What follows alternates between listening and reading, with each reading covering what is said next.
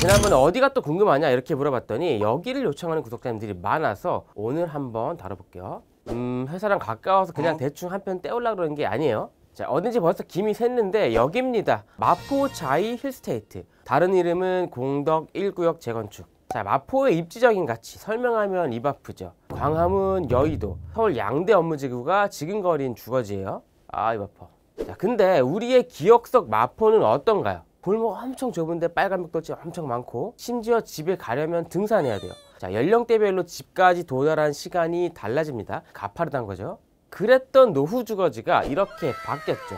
여기가 아현 뉴타운인데 재개발과 재건축, 그러니까 정비사업에 힘을 보여준 곳이에요. 자, 도심지와 가까운 주거지가 새 아파트로 바뀌었을 때의 힘, 그래서 입지의 클래스는 영원하다, 이걸 보여준 곳이 바로 마포에서도 아현 뉴타운이에요. 한때는 집값으로 잠시 뺨을 때릴 뻔했는데 방금 보신 것처럼 언덕이 남아있어요. 이걸 없애진 못하니까, 그리고 학군도 좀 밀려서 예의 바른 동생이 됐죠.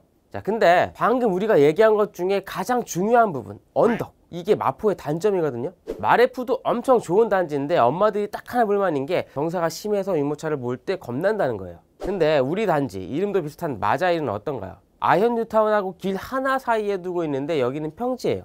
자, 사실 잘 찾아보면 서울 도심에서 이렇게 평지에 아파트 지을 수 있는 곳 많지 않습니다. 근데 우리 집이 평지라고 했지 딴 데 갈 때 언덕이 없다는 소리는 안 했어요. 자, 그럼 주변에 뭐가 있을까요? 일단 우리 보아씨, 여기가 골목식당에 나왔던 그 소담길이에요. 그리고 단지 앞에 있는 마포대로인데 한강 쪽으로 쭉 가면 뭐가 나오죠? 공덕어거리. 이쪽에도 대기업들이 제법 많은데 일단 여러분들이 낸 기름값을 올린 빌딩 보여드릴게요. 그리고 공덕역은 굉장히 큰 환승역입니다. 5호선, 6호선, 경의중앙선, 공항철도. 분명히 뭔가 많은데 뭔가 좀 부족한 기분.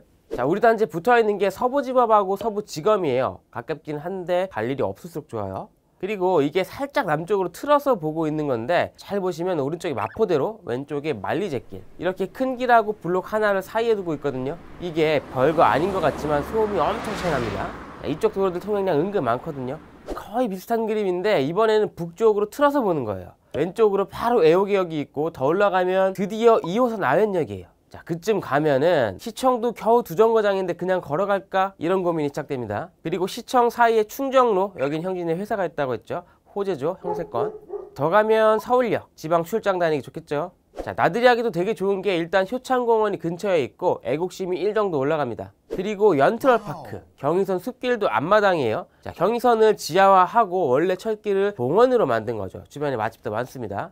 사실 마포, 그러니까 공덕, 아현, 염리동 일대의 힘은 지금이 최대치가 아니에요. 이 아현 뉴타운이 성숙기에 접어들 때 발휘되겠죠. 자, 마레프가 입주한 지는 10년을 바라보고 있지만 아현 2구역은 올해 입주합니다. 후분양이니까 올해 분양하겠죠. 우리 단지보다 먼저 할 수도 있어요. 자, 그리고 뒤에 옛날 염리 4구역 재개발 다시 추진하죠. 그 밑에 염리 3구역 마포 프레스티지자이죠. 입주한 지 얼마 안 됐습니다. 바로 옆에 염리 2구역 마포자이 더 센트리지인데 입주할 때는 마포자이 3차였어요. 어쨌든 얘도 새 아파트. 그리고 저기 큰 길 쪽엔 옛날 염리 5구역이 있는데 여기도 재개발 다시 갑니다. 자, 그러니까 여기에 아파트들이 다 들어서고 기존에 입주한 단지들에서 아이들이 충분히 자라고 그러면서 학군이 바뀌고 그때 정말 무서운 도심 주거지가 되겠죠. 자, 어쨌든 마포자이 힐스테이트 공덕 1구역은 단독주택 재건축 사업입니다. 마포는 다 재개발 아니었어? 지금은 없어진 사업인데 얘들이 거의 막차예요. 어쨌든 아파트가 아니라 단독주택을 재건축하니까 어떻겠어요? 낮은 집을 높게 짓는다? 사업성이 좋다는 거죠. 자, 조합원들한테 사업성이 좋다는 거는 그만큼 일반 분양분의 비율이 높다는 겁니다. 전체가 1100가구 정도인데 일반 분양이 450가구 넘어요. 코딱지만큼이네 하겠지만 절대적인 숫자가 아니라 비율을 보자고요. 자, 조합원 숫자가 적다는 건 일반 분양자들한테도 좋은 동호수가 많이 나올 수 있다는 뜻이죠. 주택형이 몇 개 없어서 다 나오긴 할 건데 지금 조합원 분양 끝나고 면적대를 바꾸고 있기 때문에 숫자가 딱 정해지진 않았어요. 잘하면 올해 일반 분양 못할 수도 있고요. 자, 전용 5984 얘들은 전부 가점제죠. 114는 가점반, 추천반. 근데 민간 분양의 전용 60 이하는 1인 가구도 생애 최초 특공이 되니까 전용 59에서 박 터지는 싸움이 벌어질 겁니다. 분양가도 얘가 제일 쌀 거니까. 자, 그래서 얼마냐? 아직 분양 승인 신청을 안 했기 때문에 다 추정이긴 한데 전용 84 기준으로 10억 정도 나오지 않겠냐? 주변 중개업소들은 지금 이렇게 봐요. 아니, 미아가 11억이 넘었는데 마포가 10억이라고? 자, 여기는 분양가 상한제가 걸려요. 원래 처음 상한제 대상 지역을 지정할 땐 공덕동은 빠졌었거든요. 그래서 이렇게 같은 동네 아현 2구역이랑 비교하면서 아니 이게 말이 되냐 시비 걸고 문제 삼았죠.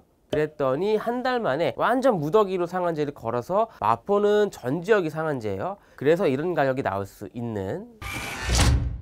자, 그럼 이제 궁금해지죠. 나 얼마 버는 거지?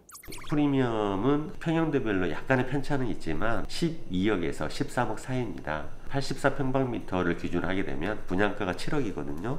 거기에 12억이 붙어 있기 때문에 총액으로 따지면 약 19억 선에서 가격이 형성되어 있다고 볼 수 있고요. 지금 뭐 프리미엄, 조합원 분양가, 권리가액 이런 어려운 개념들이 나왔는데 이건 제가 3분 부동산에서 나중에 따로 설명하고, 방금 말씀의 핵심은 뭐냐면 새 아파트 전용 8사를 배정받는 입주권은 19억 정도 봐야 한다 이 말이에요. 근데 아까 우리 일반 분양은 10억 정도 추정했잖아요. 와. 근데 더 중요한 게 있어요. 제가 자금 조달 편에서 설명했던 것처럼 잔금 대출을 받을 때 LTV는 분양가 기준이 아니라 시세 기준으로 보는 경우도 많다고 했죠. 근데 시세가 15억이 넘는다면 대출이 안 나옵니다. 그러니까 해법이 뭐겠어요? 가격이 적당히만 오르도록 우리가 노력해야 돼요. 약간 훌리건처럼 요즘 단지명에 DH 달지 누가 힐스테이트 다냐, 아니면 여기가 북한 화성 17형의 첫 번째 타깃이라더라, 옆에 서부지검에서 실적이 부족하면 우리 단지에 3명씩 잡아간다더라, 막 이런 거.